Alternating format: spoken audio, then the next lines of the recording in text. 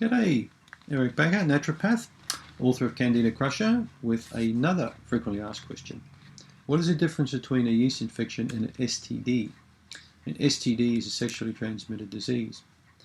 Well, there are quite a few differences between both of these problems.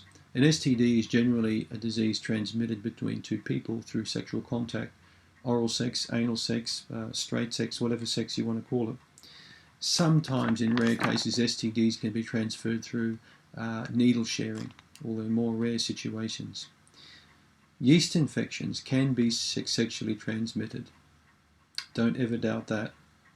But everybody will contain in their bodies, in their digestive system, females in their vaginal area, they will have yeast to some degree.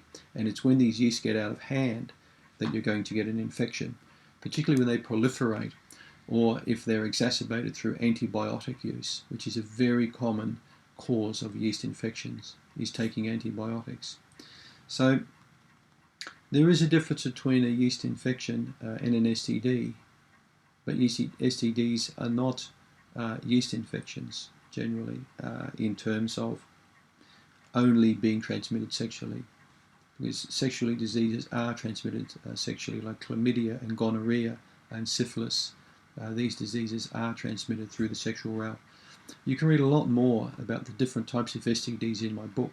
In fact, I've drawn you a big diagram showing you all the different sexually transmitted diseases, the discharge, the irritation, whether they itch, what odours they have, and I've compared those with a yeast infection to give you a good comparison.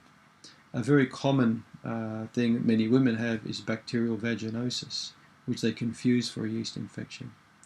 So it's good for you to know the difference between a yeast infection and chlamydia, for example, or gonorrhea, because these diseases do resurface from time again. So is there a difference? Yes, there is a difference between them both.